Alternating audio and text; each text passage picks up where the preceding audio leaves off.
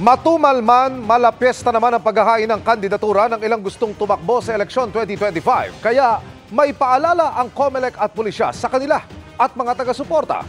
Mula pa rin sa Manila Hotel, nakatutok live si Maki Pulido. Maki. Alam mo, Emil, nakikiusap ang COMELEC sa mga kandidato na huwag nang magdala ng maraming maiingay na taga-suporta sa paghain nila ng kanilang Certificate of Candidacy. Marami naman mga pulis na nakabantay dito, no? Pero hindi para mang-aresto, kundi para makiusap o pakiusapan sila na umalis sa tapat ng Manila Hotel.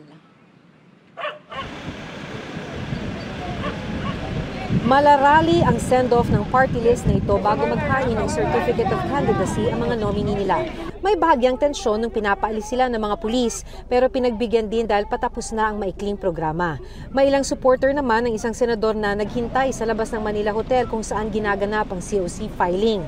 Sabi ng mga pulis, kung gustong magtipon at magsagawa ng programa ang mga supporter, huwag sa tapat ng Manila Hotel ang venue ng filing ng COC.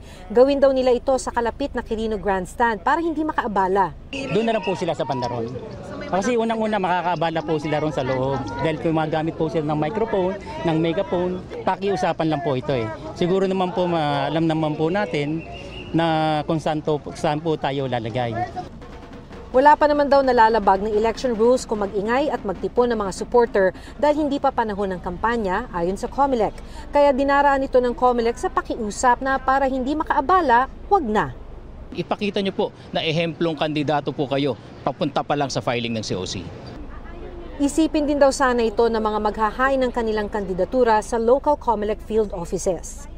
Mas maliliit ang opisina ng COMELEC sa field. Mas maliliit po ang kalsada, mas gagawa po ng traffic. Kaya sana po, wag na po nating dalhin. Total naman po, paghahain lang to ng COC, may sapat na panahon po para makapagkampanya kayo at makapagpakilala sa ating mga kababayan. Sa COMELEC Resolution 11045, sa local position, ang maaari lang pumasok para maghain ng COC ay ang kandidato at 3 kasama. Sa national position, kandidato at 4 na supporter.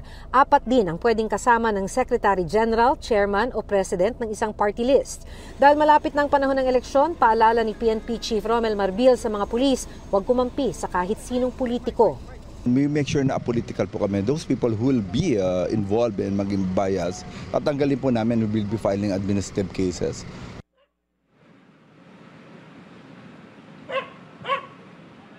Nasa 400 pulis ang nagbabantay ng kaayusan sa loob at labas ng Manila Hotel. Pero ang sabi nga, sana ay sumunod itong mga kandidato natin sa pakiusap ng COMELEC. Emil? Maraming salamat, Maki Pulido.